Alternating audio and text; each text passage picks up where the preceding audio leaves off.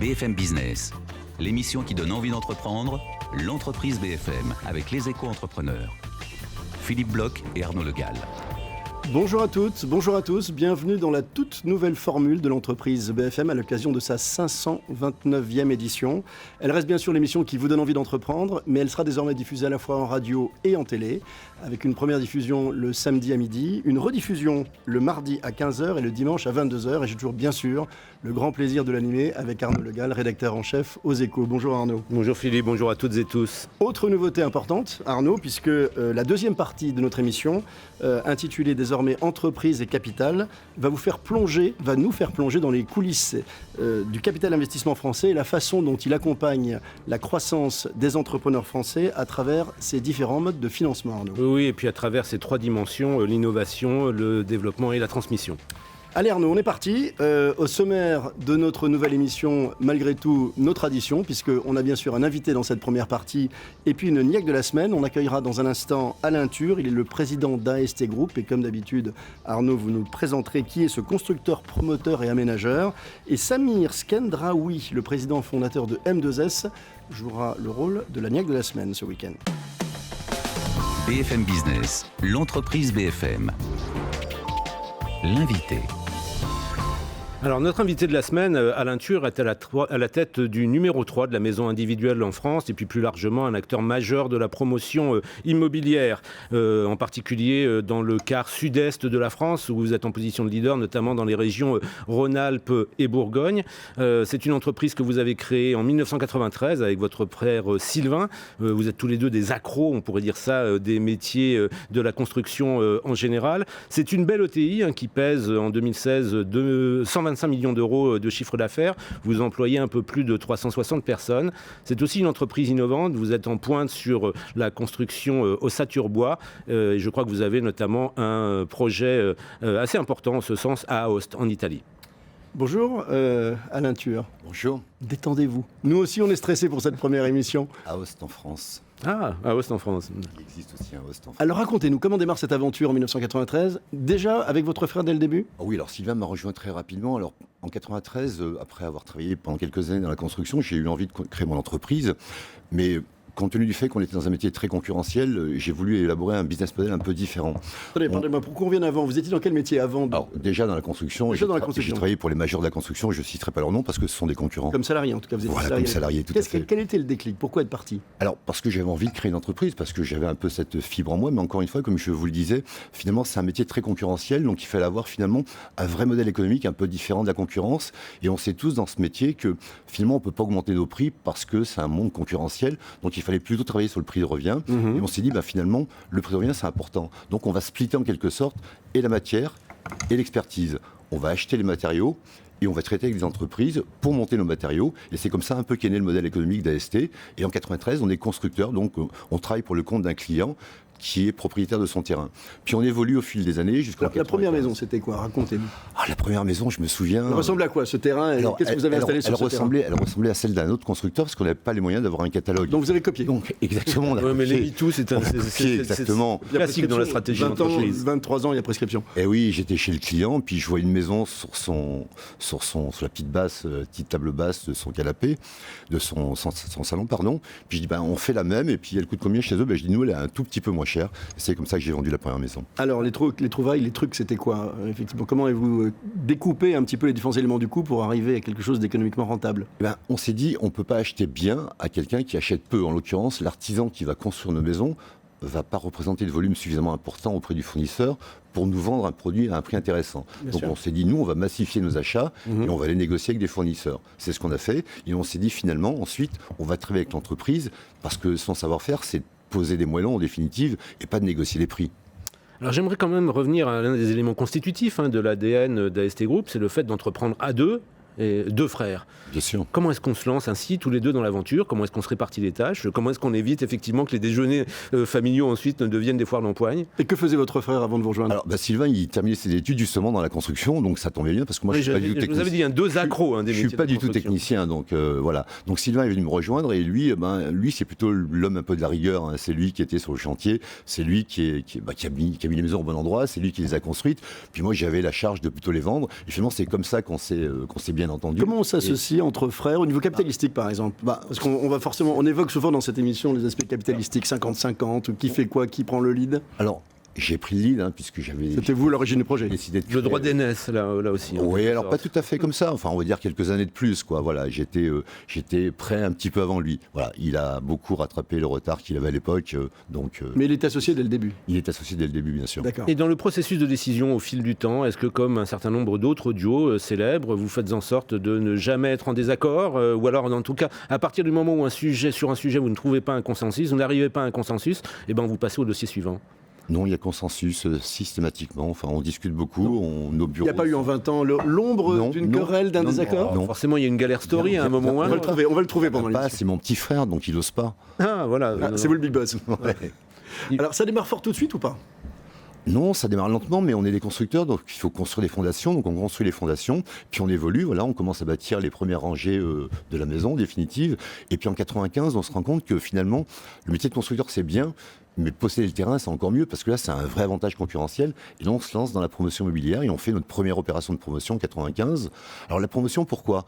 Parce que c'est un métier un peu différent. Essayons d'expliquer à nos auditeurs ce qu'est la promotion immobilière par rapport à un métier de constructeur, par exemple. Déjà, peut-être la définition juridique, le promoteur, c'est l'initiateur du projet, donc c'est celui qui initie le projet, donc il peut se tromper sur l'emplacement, sur le prix, sur la typologie. Puis après, c'est l'apporteur de capitaux. Donc il peut aussi avoir des problèmes de liquidité.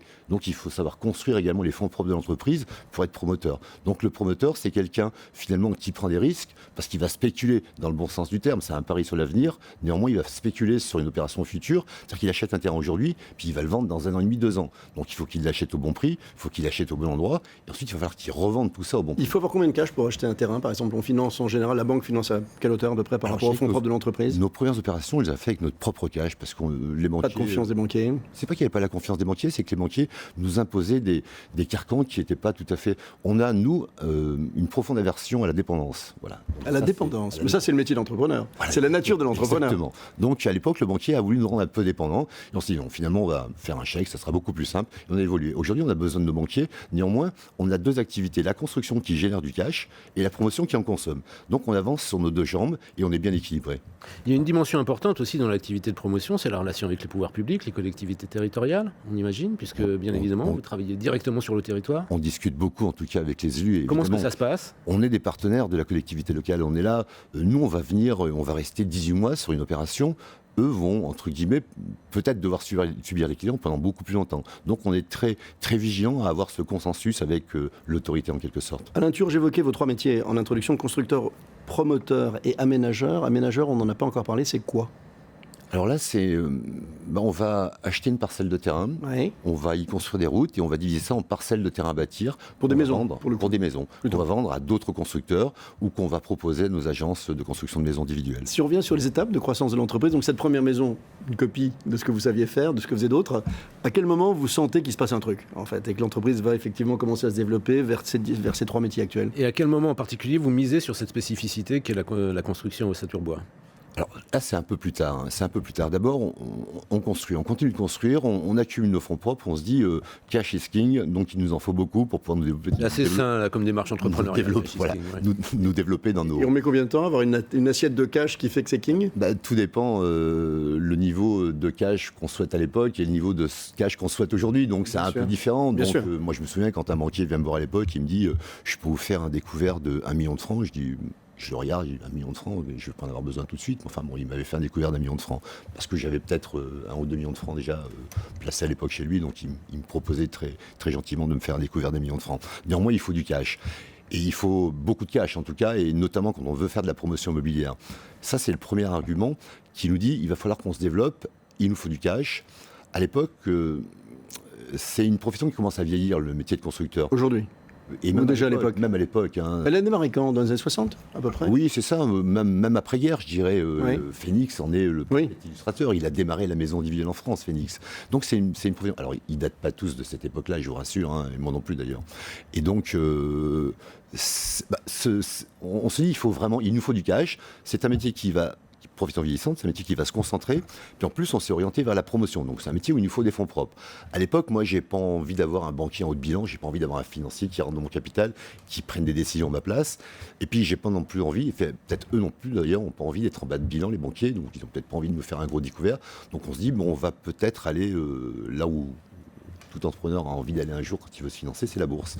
Et donc en 2000, on décide de projeter l'entreprise en bourse. Alors je me souviens à l'époque, la petite anecdote, c'est que je réunis toute l'entreprise dans mon bureau. Alors je n'avais pas un grand bureau, j'avais une petite entreprise. Néanmoins, à cette époque-là, on démarre, et c'est comme ça qu'on y va. Voilà. Et donc, on introduit la société en bourse. Alors sur le coup, à l'époque, on est plutôt sur le marché libre, donc un marché non réglementé. Mais en tout cas, ça nous permet de nous structurer et de nous faire avancer à des cadences qui sont peut-être un petit peu différentes d'un constructeur classique, quoi, moins exposé.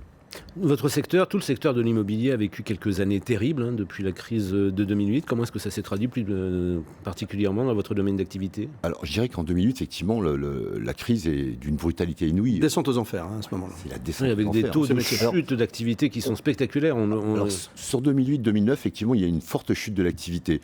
2010-2011, il y a un fort plan de relance, doublement du prêt à taux zéro. Donc on est sur un marché qui est extrêmement sensible aux signaux, et ce type de signaux, mais ça prend du temps. Avant que les mesures fonctionnent, ça prend un peu de temps. Oui, mais là pour le coup, en 2011, relance du marché. Ouais. Et ensuite, on n'est plus dans la crise, on est sorti de la crise, mais on est dans les conséquences de la crise. Et quelques lois un peu dogmatiques ont fait que le marché, finalement, s'est complètement écroulé. Et quand vous passez globalement d'un marché qui faisait en 2006 220 000 maisons à peu près, et vous arrivez en 2014, vous êtes à moins de 100 000, effectivement, le marché a réduit de plus de la moitié. Donc c'est terrifiant. Comment on gère ça ? Parce que certains ont disparu parmi vos collègues. Exactement, on gère quand on a du cash, et ça nous permet de passer effectivement ce genre de période. C'était la seule condition ? Ou est-ce qu'on prend des mesures drastiques, difficiles à prendre ? C'est une vraie condition. En tout cas, c'est la condition essentielle qui nous permet de prendre les mesures. Parce que si on n'a plus de cash, la société s'arrête, on n'a plus de carburant, le moteur s'arrête. Néanmoins, effectivement, vous avez raison, il y a des problématiques économiques, et là, malheureusement, on n'y peut pas grand-chose. Il y a des gens bien plus intelligents qui, au quotidien, gèrent ça. Nous, par contre, on doit gérer les problématiques structurelles du groupe, et là, on intervient en 2014 de manière fortement. On décide qu'il faut qu'on revienne à des fondamentaux, que 2006-2007, il faut les oublier, parce qu'on reverra vraisemblablement plus jamais ça. Néanmoins, il y a des choses à faire dans l'entreprise, et on repositionne le groupe, on repositionne nos marques. Comment ? Quelles mesures très concrètes avez-vous dû prendre à ce moment-là ? Les mesures très concrètes, par exemple, nos marques, on les redistingue, c'est-à-dire qu'on redonne une légitimité à chacune de nos marques. La promotion immobilière, on retravaille sur notre mix produit. C'est-à-dire qu'on faisait peut-être trop d'immeubles alors qu'on est structurellement des constructeurs de maisons. Donc on se dit on va revenir vers la maison individuelle, on va aller sur des marchés tendus, on va acheter plus cher notre foncier, mais on va revendre plus cher parce qu'il y a plus de clients. Voilà un peu. On se sépare de gens, on réduit ses équipes ou pas ? Alors on réduit ses équipes incontestablement. Je veux dire, quand on a en face de nous un marché qui est complètement dégradé, on sait que notre chiffre d'affaires, on a la visibilité à 12 mois. Donc on sait que dans 12 mois, on aura moins de chiffre d'affaires à faire. Donc malheureusement, ça fait partie des mesures qui sont compliquées à prendre, mais il faut les prendre en tout état de cause. Voilà, on ne peut plus faire d'état d'âme à ce niveau-là. Quand on est dans une telle phase de relance sur un secteur très concurrentiel, il faut cultiver sa valeur ajoutée. Vous l'avez renforcé par quoi ? Par le service, vous avez dit tout à l'heure le travail qui a été fait sur le design, sur le sur-mesure peut-être, en ce qui concerne vos clients ? Déjà on redéfinit la communication au travers de nos collaborateurs. Le discours de marque, comme on dit. Exactement. Et puis on lance un vrai plan d'action. On se dit, voilà, on a un horizon qui est un peu bouché, il faut lui donner un peu plus de visibilité. Et on lance Cap 200. Donc Cap 200, on se dit tout simplement, dans les 3 ans qui viennent, on va doubler notre chiffre d'affaires. Donc ça, c'est un vrai message fort auprès des collaborateurs. Et puis ça redonne du dynamisme aux gens qui... Ça leur donne un cap, quoi. Il y a des raisons de se motiver et d'espérer. Voilà. Et puis effectivement, en 2010, vous avez raison, alors c'est un petit peu avant, mais on se dit, c'est un métier qui est compliqué. C'est un métier compliqué parce que on risque la pénurie d'entreprises. C'est un peu comme les maçons, c'est un peu comme les constructeurs, c'est une profession vieillissante. Donc il va falloir qu'on construise, et plutôt en usine. Et sur le terrain, on va assembler. La valeur ajoutée, il faut qu'on la fasse en usine et on va assembler sur le terrain, ça sera beaucoup plus simple. Et là, on fait l'acquisition d'une usine dans la Nièvre, donc l'entreprise Pobi. Et là, on développe un nouveau modèle en quelque sorte. On se dit, on va industrialiser un process industriel parce que là, pour le coup, on peut valider la qualité et surtout la rendre reproductible. C'est-à-dire faire une maison qui soit toujours la même et d'aussi bonne qualité. Et les gens veulent que la maison soit toujours la même que celle de leurs voisins. Est-ce qu'il y a un marché pour une maison qui soit toujours identique ? On a le sentiment au contraire que chacun veut sa maison. Toujours la même au niveau de la qualité. D'accord. Par contre, on peut personnaliser cette qualité. D'accord. Et toujours plus, je crois. Voilà. Et puis parallèlement, on développe un réseau de distribution parce qu'on se dit la marge et la valeur ajoutée, elle est plutôt chez le distributeur et rarement chez l'industriel. Les commerciaux sont chez vous, vous êtes en vente directe? Non. Alors là, pour le coup, non. On développe c'est du commerce associé, c'est de la franchise. D'accord. Donc là, on développe un réseau de franchise, le réseau Natilia, qui aujourd'hui est présent quasiment sur toute la France. Combien de franchisés? Il y a 42 franchisés au niveau du réseau. Combien de maisons par an aujourd'hui? 1000, l'an dernier, nous avons commercialisé environ 1700 logements. Ça vous positionne parmi le top 10 assurément, même un peu plus... Numéro 3 national. Numéro 3 national aujourd'hui. Qu'est-ce qui différencie foncièrement AST Group dans son métier aujourd'hui? 20 ans, 23 ans, 24 ans plus tard? Je ne sais pas si on est différent d'il y a 20 ans. Différent des autres. Qu'est-ce qui vous différencie des autres? Alors, je ne connais peut-être pas suffisamment les autres, mais en tout cas... Vous les observez quand même? Oui, je les observe, oui, on s'en préoccupe, mais on ne s'en inquiète pas. Donc nous, on a notre plan de route qui est tracé. Vous êtes national? Oui, alors aujourd'hui, avec Natilia, nous sommes effectivement présents sur le plan national, oui. Si je reviens sur le choix que vous avez fait de la bourse, quelles questions vous êtes-vous posées? Parce qu'on va, en deuxième partie de l'émission, ça va être un peu la nouveauté de l'émission, s'intéresser au financement des entreprises et à la façon notamment dont le capital investissement les accompagne. Vous dites non, j'ai fait le choix de la bourse. Oui, pourquoi? Quelles questions vous êtes-vous posées? Et puis, quelle peur avez-vous eu éventuellement en termes de dilution? Parce qu'il y a là toujours une espèce d'angoisse existentielle de l'entrepreneur. Oui. Quelles ont été les questions et les solutions à ce moment-là? Alors, pourquoi la bourse et pas quelqu'un à haut de bilan, hein, voilà. On voulait pas de financier, encore une fois. Mais pourquoi? Parce qu'à la fin, on abandonne quand même du capital, que ce soit en bourse ou au point d'info. Oui, alors on a abandonné peu de capital quand on s'est introduit en bourse. Hein. Un certain culte de l'indépendance. Oui, c'est plus qu'un culte. Hein, voilà, c'est obsessionnel. Voilà, quand on les connaît, oui, c'est assez chevillé au corps. Voilà, c'est ça, on est un peu génétiquement programmé pour être indépendant.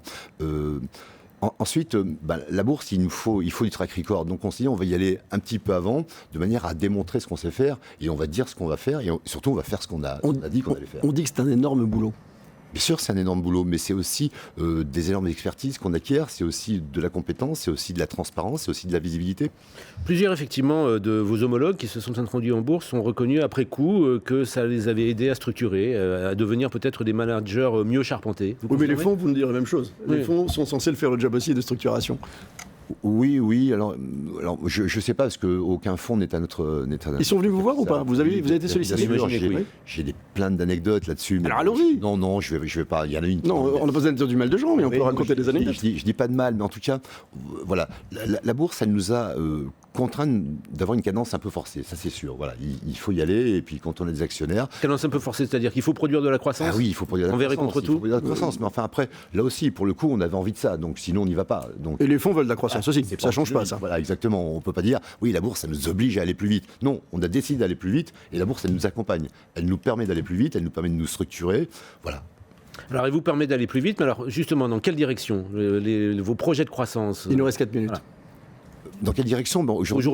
Aujourd'hui, Cap 200, c'était un objectif pour mes collaborateurs. Aujourd'hui, je leur ai annoncé la semaine dernière, ce n'est plus qu'une étape. C'est-à-dire? Votre grande ambition, c'est quoi? Plus haut. Numéro 3, c'est bien un temps. Alors c'est quoi? C'est de la croissance externe? C'est de la croissance organique? Il va falloir faire un peu de croissance externe. Il y en a sur votre marché? Oui, il y en a plein. Je vous le disais, la profession aujourd'hui se concentre. Elle est totalement normée. C'est un métier qui est extrêmement compliqué, et sur le terrain, et dans le cadre du contrat, du règlement. Hein. Donc oui, c'est un métier compliqué. C'est un métier où il faut appréhender la norme pour qu'elle devienne un allié. Donc il faut être proactif dans la démarche. Il faut surtout pas la subir. Sinon, pour le coup, là, on va pas très loin. Il y a une dimension territoriale, on l'a évoqué à plusieurs reprises. Vous avez ce bastion-là, Rhône-Alpes, ce bastion historique pour vous, Rhône-Alpes et Bourgogne. Mais vous évoquiez tout à l'heure le fait que vous êtes maintenant présent nationalement. Il y a peut-être des régions sur lesquelles vous poussez davantage les feux que d'autres? Oui, alors la croissance externe, effectivement, on a deux objectifs clés, on va dire, le nord-ouest et le nord-est. Voilà, ça, ce sont nos deux cibles principales aujourd'hui. Oui, avec deux régions où il y a une forte tradition de maisons individuelles. Voilà. Une forte tradition de maisons individuelles, un marché qui est très porteur. Et puis pour le nord-ouest, aussi une forte tradition de maisons saturées. Mais là, on est très présent avec Natilia déjà sur ce secteur-là. Vous êtes très dépendant des élections à venir? Présidentielles, non. On est beaucoup plus dépendant, nous, des municipales. Les municipales, pourquoi? À cause du foncier? Oui, bien sûr. Les salariés sont excités par ce projet un peu plus ambitieux encore qu'ils ne le souhaitaient? On vient de faire notre séminaire d'entreprise la semaine dernière. Voilà, ils sont tous... Comment on fait briller les gens? Comment on fait briller les yeux des gens durablement? Je ne sais pas si on doit les faire briller, en tout cas. Non, mais il faut faire avec eux. Ouais. Il faut faire avec eux et on ne peut pas faire sans eux. Donc on ne les fait pas briller, on leur demande de nous accompagner et il faut avoir une stratégie claire, il faut avoir une vision de l'entreprise et il nous faut des collaborateurs qui soient motivés dans tout ça, quoi. Donc il faut les associer et puis il faut que l'entreprise gagne des sous parce que quand on gagne des sous, il y a de la participation et les collaborateurs sont... Vous en avez toujours gagné, vous nous avez dit. Oui, Il toujours. n'y a jamais eu du tout d'année jamais perdu de d'argent. perte. Et vous êtes resté très propriétaire de votre capital, à part le... Aujourd'hui, la fermeture, globalement, c'est 70% du capital. C'est pas une mince performance, encore une fois, dans votre secteur d'activité. Pour revenir effectivement sur ce que c'est que d'être dirigeant d'une entreprise de croissance, je voudrais vous faire rebondir sur une phrase que nous avait sortie l'un de vos homologues et qui nous a beaucoup marqué avec Philippe. Il nous avait résumé en quelque sorte le métier de dirigeant au fait d'être un absorbeur d'angoisse et un générateur d'enthousiasme. Oui. C'est ça le résumé de votre quotidien? Oui, alors moi je dirais plutôt que quand on a des objectifs, on se donne des moyens et quand on échoue, on se donne des excuses. J'aime bien. Alors, votre rêve le plus fou avant d'arrêter de bosser? C'est prévu Celui d'ailleurs? que j'ai pas encore fait. Ou pas? Enfin, arrêtez de bosser, j'ai pas l'impression. J'ai pas l'impression Voilà, non plus. ni pour vous ni pour Celui que votre j'ai pas frère. encore fait, voilà. Alors si, alors c'est quoi? Dites-moi. Je sais pas, c'est celui que j'ai pas encore fait. Moi mes rêves, enfin, je les rêve pas, j'essaye de les traduire. Voilà. Après un rêve, enfin, ça peut être un fantasme, donc je préfère pas rêver. Moi, je suis quelqu'un de réaliste. Je suis ni optimiste ni pessimiste. Je suis juste réaliste. Est-ce qu'il y a eu un moment où vous vous êtes un peu fait peur dans cette aventure? Oh, souvent. Le précipice, il était où, si tant est qu'il y en a eu un? Quand au mois d'avril 2008, vous avez 50% des ventes qui chutent et vous avez les autres 50% que vous avez vendus qui s'annulent parce que les banquiers ne financent plus. On se dit où on va. Et Ça dure combien de temps? ça dure 2 ans jusqu'à ces mesures. Puis après c'est... Et on se fait peur pendant 2 ans tous les soirs en rentrant à la maison? On se fait peur tous les soirs pendant 2 ans, mais j'ai le gros avantage qui est quand je quitte mon bureau très tard, je pense plus à mon travail jusqu'au lendemain matin. Vous arrivez à être un importateur, je me fais pas peur la nuit. l'exportateur d'enthousiasme le soir à la maison. Exactement. Voilà, j'essaye de conserver ça au bureau.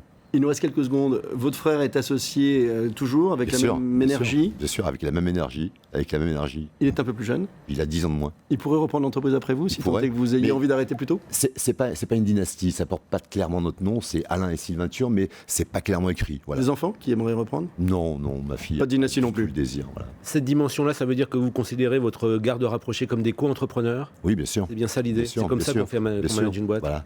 Il y a un top management aujourd'hui qui est très largement impliqué. Merci Alain Thiur. Je rappelle que vous êtes le président d'ST Group et surtout vous étiez notre premier invité de cette version télévision et radio.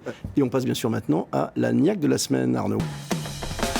BFM Business, l'entreprise BFM. La niaque de la semaine. La niaque de la semaine, c'est l'un des représentants de l'Institut du mentorat entrepreneurial, cette structure qui permet à des entrepreneurs qui ont envie de grandir vite, de rêver en grand, de bénéficier du retour d'expérience de champions de la croissance. Alors Dominique Restineau, vous qui êtes le président et le fondateur de l'IME, résumez-nous cet esprit du mentorat en quelques secondes. Bonjour Arnaud, bonjour Philippe. Bonjour Dominique. L'IME, l'Institut du mentorat entrepreneurial, est le réseau d'accompagnement d'entrepreneurs de croissance, donc des entreprises qui ne sont pas en création mais qui ont déjà quelques millions d'euros de chiffre d'affaires avec quelques dizaines de collaborateurs qui vont être accompagnés dans un programme de mentorat par un entrepreneur mentor. C'est un concept que j'ai importé du Québec il y a un peu plus d'une dizaine d'années, focalisé sur les entreprises de croissance. C'est l'expérience de la croissance au service de la croissance. Et c'est une de vos nombreuses casquettes puisque vous êtes aussi président du MoveJ et on découvre régulièrement vos pépites dans cette émission. Votre invité avec lequel vous êtes venu, c'est Samir Skendraoui, le président fondateur de M2S, Arnaud. Alors M2S, c'est un groupe multiservice, de multiservice aux entreprises, c'est du B2B. C'est une entreprise que vous avez créée, Samir, en mai 2005. Elle affiche un chiffre d'affaires d'environ une dizaine de millions d'euros. Vous employez 500 salariés. Pour l'instant, parce que vous avez envie de grandir vite, c'est pour ça d'ailleurs que vous avez rejoint l'IME. Vous envisagez de créer des filiales à Lille, à Lyon, mais aussi du développement à l'international. On me parle du Maroc, on me parle du Sénégal. Avant peut-être de rentrer justement dans les détails de ce projet de croissance, rappelez-nous quels sont vos métiers. Oui, absolument. Nous sommes spécialisés donc dans le multiservice avec plusieurs filiales qui sont dans le domaine de la sécurité, le nettoyage, l'accueil, la formation. Aujourd'hui, à peu près 500 collaborateurs. 2 piliers importants de l'entreprise qui sont la formation initiale et la formation continue et la recherche permanente et la réflexion sur tout ce qui touche à la nouveauté technologique. Alors, vous bénéficiez justement de ce mentorat qui est proposé par l'IME. Votre mentor, c'est Alexis Delbe de Ryder & Davis. Qu'est-ce que ça change le fait d'être accompagné par quelqu'un qui a été aussi dans son domaine un champion de la croissance ? Ça apporte beaucoup, quand on est chef d'entreprise, on a souvent la tête dans le guidon et on n'a pas le réflexe de prendre du recul, de prendre de la hauteur. Et c'est vrai que d'être accompagné nous permet d'avoir un échange constructif et nous permet surtout d'être capable de se poser les bonnes questions. Et c'est un accompagnement qui nous sert même après la sortie de l'IME et qui est en réalité quelque chose de très formateur. Et ça se passe comment très concrètement? Vous vous retrouvez à intervalles réguliers, vous présentez votre business plan à votre mentor comme on le ferait devant un banquier, ou c'est un peu plus subtil, un peu plus interactif que ça? Je vois Dominique qui sourit, ça doit être un petit peu plus subtil. On a le droit d'être un peu provocateur, mon cher Dominique. C'est comme ça qu'on fait de la pédagogie. Sur l'échange, ça a été très relax, on va dire. C'est-à-dire qu'il n'y avait rien de très formalisé. Ça a été beaucoup en fonction en fait de l'activité de l'entreprise et des problématiques qui pouvaient se poser. C'est en fonction des problématiques ou d'une stratégie plus générale? Comment est-ce que vous réfléchissez ensemble? Vous le challengez, il vous challenge? Qui challenge qui en fait dans ces... C'est un peu les deux. Ouais. Le challenge et il me challenge, mais c'est aussi des problématiques qui touchent à la fois des problématiques concrètes de l'activité, mais qui touche aussi dans notre définition de stratégie. Et l'accompagnement nous a aussi aidé à peut-être redéfinir un petit peu la direction de notre stratégie. C'est pas du coaching, Dominique Restineau, vous le rappelez souvent? C'est pas du tout du coaching, c'est du dialogue. Alors c'est du questionnement, c'est aider l'autre à se poser les bonnes questions. Le mentor est totalement bénévole, il n'a pas le droit d'investir dans l'entreprise de son mentoré jusqu'à 2 ans après la fin du programme. Il n'est généralement pas du même secteur d'activité, puisque comme nos mentors sont quasiment tous en activité, il ne peut pas y avoir de conflit d'intérêts. C'est libre, volontaire, c'est ce questionnement, c'est cet échange, cette confrontation extrêmement positive, de confiance et bienveillante. Alors Samir, tout ça, le but de tout ça, c'est de vous aider à grandir, justement, à aller au bout de vos rêves, vos projets de croissance actuels. On parlait encore une fois de croissance à l'international. Il nous reste 45 secondes. Très vite. Deux agences qui vont ouvrir fin du premier semestre, Lille et Lyon, et 2 projets au Maroc et au Sénégal par de l'acquisition. L'entreprise dans 5 ans, on sera où? Dans vos rêves les plus fous? J'adore la question des rêves les plus fous. C'est le pari avec Dominique, 50 millions d'euros en 2020. Et dans toute l'Afrique francophone, si je comprends bien. Maroc, Sénégal, ensuite vous poussez vers le golfe de Guinée, c'est ça l'idée? Pourquoi pas? Vous savez que ce garçon est dangereux, il tient tous ses paris. Attention. Merci Dominique Restineau, bravo pour cet institut du mentorat entrepreneurial. Merci infiniment Samir Skandraoui pour ce groupe M2S. On marque une pause et on se retrouve juste après la pause sur BFM Business pour la deuxième partie de cette émission qui s'intitule Entreprise et Capital. Restez avec nous sur BFM Business, à tout de suite. BFM Business, l'entreprise BFM. L'émission qui donne envie d'entreprendre.